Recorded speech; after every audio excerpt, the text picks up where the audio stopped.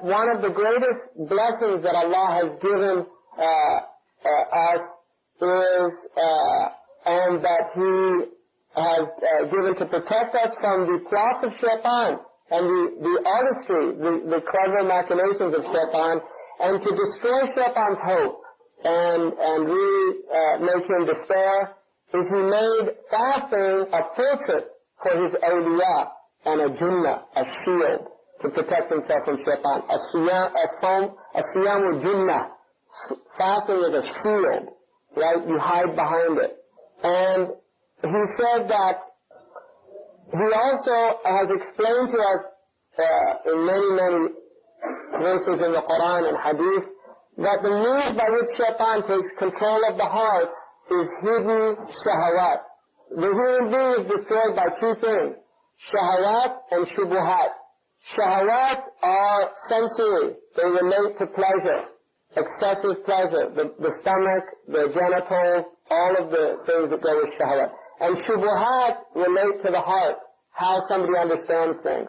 So Shaytan works on shubuhat first, right? It's actually better for him to have somebody who's a Christian, a Trinitarian, or something like that. Because then he doesn't care. They can do all they want. But if he can't get to you, if you have been given mana'a, like a protection, immunity from the shubuhat, and that's done by following the rightly guided imam, by having your creed correct. So you follow the aqeedah of the Muslim, and anything that has shubha in it, you flee from it. And the second, by making your ibadah in accordance with the sunnah, so you don't allow bid'ah to come into your ibadah. With those things, you're protected from shubuhat, and actually shubuhat are easier to protect oneself. If he sees that he can't get you from there, if you're protected, then he'll come with shahawat and try to destroy you through shahawat. And then the next thing that he mentions is the hadith in which the Prophet ﷺ, it's a Hasan hadith from Abu Hurairah, in which the Prophet ﷺ said, "As-sawmu nisfu as-sabr." Fasting is half of patience. In other words, it's half of how you learn and acquire patience. By being able to fast and be patient about food, which is the primary urge, and sex, which is the secondary urge. If somebody can control those two aspects of himself, then he can be patient about other things. If he can't control those, everything else will be out of control. But then he mentions the other hadith which says that as-sabru nisfu al-iman, and he derives from that that therefore fasting is half of iman, because 1/4 of iman. Thank you. These engineers are useful. That if iman is half of, sabr is half of iman, and fasting is half of sabr, then it's 1/4 of your iman if you fast. And then he also said, which is very important, that the Messenger of Allah said, كُلُّ حَسَنَةٍ بِعَشْرِ أَمْثَالِهَا إِلَى 700 ضَعْفٍ إِلَّا الصِّيَامِ. This is a hadith Qudsi. Every good action is 10 multiplied by 10 to 700, except for fasting. Except for fasting. إِلَّا الصِّيَامِ فَإِنَّهُ لِي وَأَنَا أَجْزِي بِهِ. Except for fasting, fasting is my own, and I reward it. Now, some of the ulama actually said that the meaning, as-siyamu li, fasting is mine. In other words, Allah is the only thing in creation, in reality, that is absolutely independent and needs nothing. Everything else in creation needs something. And so fasting is, of all the acts of ibadah we do, it is the most godlike. It is the most godlike, because Allah does not eat or drink, or any of the actions that go. So fasting is allowed, and He rewards it. And this is again taking on the تَخَلَّقُ بِأَخْلَاقِ اللَّهِ, take on the qualities that Allah has described Himself with, of Al-Kareem, Al-Sabur, right, all these, Al-Rahim, Al-Rahman. And then, again, the ayah in the Qur'an, إِنَّمَا يُوَفَّى الصَّابِرُونَ أَجْرَهُمْ بِغَيْرِ حِسَابٍ. Allah tells us in the Qur'an that the patient people, He gives them reward without any reckoning. So again, fasting and patience are deeply related. And another thing about fasting, as-siyamu is, if it's half of patience, وَالصَّبْرُ مُفْتَحَ الظَّفَرِ or مُفْتَحَ الْفَرَجِ. And patience is the key to openings from Allah. And this is why the greatest victory of the Muslims was in Ramadan, which is al-Badr. And it is in Ramadan. And also the fath that Allah gave the Messenger of Allah was in Ramadan. So there's great, and many great victories in Ramadan, in the history of Islam. Many, many great victories. And then he said it is enough to know the blessing of the fast that Allah swears, that the Messenger of Allah swore, وَالَّذِي نَفْسِي بِيَدِهِ لَخَلِيفُ فَمَّ الصَّائِمِ أَطْيَبُ عِنْدَ اللَّهِ مِنْ رِيحِ الْمِسْكِ. The foul smell of a faster, coming from the mouth of the faster, is more pure with Allah than the scent of musk. And Allah subhanahu wa ta'ala says, إِنَّمَا يَمَنُ شَهْوَتُهُ وَطَعَامُهُ وَشَرَابُهُ لِأَجْلِي. He has given up his drink, his food, his drink, and his shahwa, his desire, لِأَجْلِي, for Allah's sake. وَأَنَا إِنَّ الصِّيَامَ لِي وَأَنَا أَجْزِي بِهِ. So fasting is mine, and I will give it. And then the صائم فرحتان, فرحة عند إفطاره وفرحة عند لقاء ربه. And then he said, the hadith, which has some weakness in it, but it says, لِكُلِّ شَيْءٍ بَابٍ, and we went through the abwab al-ilm when we covered that section on there. لِكُلِّ شَيْءٍ بَابٍ وَبَابَ الْعِبَادَةِ وَالصَّوْمِ. Everything has a door, and the door of worship is fasting. And this is another hadith indicate that is that the one who prevents us from worship more than anybody is Shaytan. And Allah subhanahu wa ta'ala, and the Messenger of Allah said, إِنَّ الشَّيْطَانَ لَيَجْرِي فِي ابْنِ آدَمَ مَجَارِيَ الدَّمِ. That Shaytan flows in man with the blood, the flowing of the blood, which is a proof that, for me, is a proof that long before Thomas Harvey ever came up with circulation of blood, that the Messenger of Allah knew about circulation of blood, because majra is a place where something flows. And he said, إِنَّ الشَّيْطَانَ لَيَجْرِي فِي ابْنِ آدَمَ مَجَارِيَ الدَّمِ. He flows in man in the places the blood flows. So, Shaytan gets in through the blood, and that's why alcohol and haram food is an easy inroad for Shaytan into the heart. And the more pure your food is, the purer you become, guarding your food from shubuhat. So when you fast, because you don't have food in you, you're actually making, there's an addition to that hadith, which is mudraj probably from later, not from the Sahaba. فَضَيِّقُوا عَلَى مَجَارِيِ الشَّيْطَانِ. Constrict the ways that Shaytan can flow in you, بِالْجُوعِ, by hunger. And then another thing that Allah subhanahu wa ta'ala, the Messenger of Allah, it's a weak hadith, نَوْمُ الصَّائِمِ عِبَادَةً. The sleep of the faster is worship. Because if he's fasting, he's in worship. So it's true, even if the hadith is not strong, the meaning is true, in that if you're fasting, you're worshiping, and sleeping while you're fasting is mubah. So even a sleeper is in ibadah when he's fasting. So that's something that no other ibadah has. And also, إذا دخلوا شهر رمضان فتحت أبواب الجنة وغلقت أبواب النار وصفدت الشياطين ونادى مناد يا باغي الخير هلم يا باغي الشر اقصر. That when Ramadan comes, the gates of paradise are open, the doors of Jahannam are closed, and the shayateen are locked up, and then a caller calls from the angelic realm, O seeker of good, come for this month, and O seeker of evil, stop, don't desist from your evil. Waki'a, who is the teacher of Imam Shafi'i radiallahu anhu, said about Allah's word, كُلُوا وَشْرَبُوا هَنِيئًا بِمَا أَسْلَفْتُمْ فِي الْأَيَّامِ الْخَالِيَةِ. The Ayyam al-Khaliyah, the past days, are Ayyam al-Siyam. So Allah says in paradise, eat and drink because of what you were doing in those previous days in the world when you were fasting. Now, eat and drink, enjoy yourself. So you're giving up here, and obviously, for a person, if you're told, in fact that was the test they used for emotional intelligence, was to give children, tell them they could have, 2 cookies later or 1 now. And always they found the intelligent children would say 2 later. So a sign of aql is putting off a short-term pleasure for a greater long-term pleasure. That is a sign of intellect. And so that's why Allah says that these people that do this are ulul albab. They're the people of intellect that recognize putting off dunya pleasure for the sake of Allah is intelligence. And then another thing which is really important, which he says is because this is such, you are really defeating the enemy of Allah, which is Shaytan, by taking control of all the things that Shaytan uses to fight you and to fight Allah subhanahu wa ta'ala's his irada for human beings, his will for human beings, which is to believe in him and follow him. And that's why he mentions that Allah says, in tansur Allah yansurkum wa yuthabbit aqdamakum. If you give victory to Allah through fasting and conquering Shaytan, Allah will give victory to you and make you firm.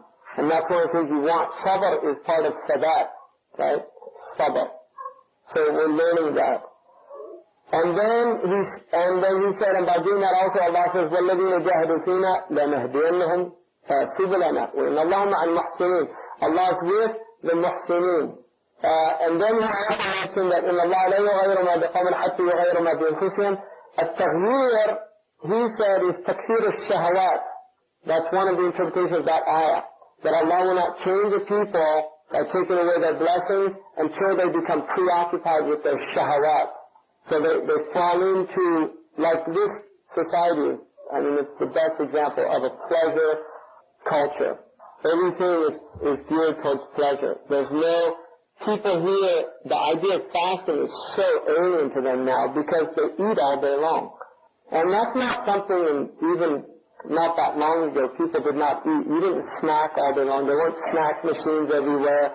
This is all the grazing culture, right? And the cattle people. Right? Seriously, it's like cows that just graze out, and this is life, grazing. Mm-hmm.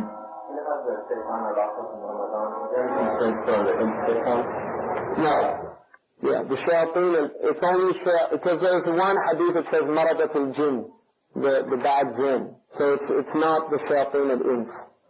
I mean, and also some of the ulama, like Imam al-Qabisi al-Fasi, who is a Maliki scholar, he was asked why is it that people still get bad thoughts in Ramadan. And his explanation was that he said the hadith indicate only the kafir jinn are locked up. The fusaq from the believing jinn are not locked up. But Allah knows best because there's no hadith. He doesn't have textual basis for that. And he admitted that at the end. He said that would seem a high probability there. And Allah knows best. But also you have enough that's there. I mean, I think it would be interesting to do, I mean, this is when you have a khilafah and you're controlling the world and there's no wars, and you can actually occupy Muslims doing intelligent statistical studies. It would be interesting to see studies done about crime rates and things like that if they do go down in Ramadan. I mean, I think that would be kind of an interesting thing to do.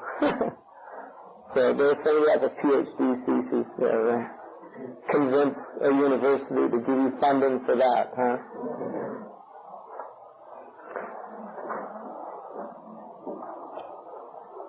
Now,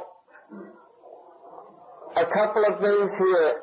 Imam al-Ghazali, radiallahu anhu, mentions, he goes into the fiqh issues, and we covered that last night, about the fiqh of fasting. There's two fiqhs of fasting. There's the fiqh al-zahir and fiqh al-batin. There's the outward fiqh, which is the concern of the fuqaha, and then there's the inward fiqh, which is the concern of the qawm or the sufiyah. And the outward fiqh is to make sure that your outward fasting is acceptable, maqbool.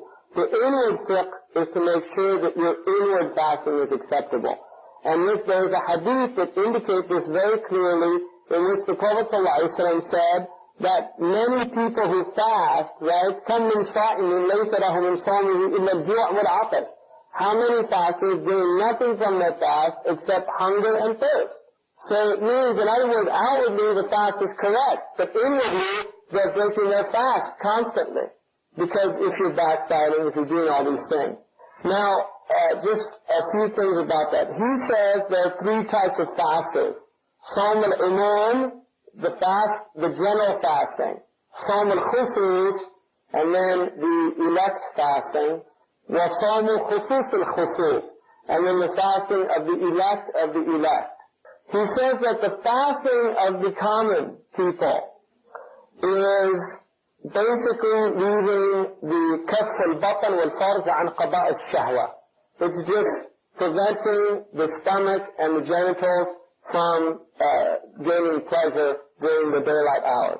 That's the fasting that any Muslim is capable of doing. He said the fasting of the elect is the fasting قطع السمع والبصر واللسان واليد والرجل. Because remember, Ibn Ashar radiallahu anhu talks about the seven, right? You have to protect the seven jawarih, right? You're responsible for them. You have to protect the eyes.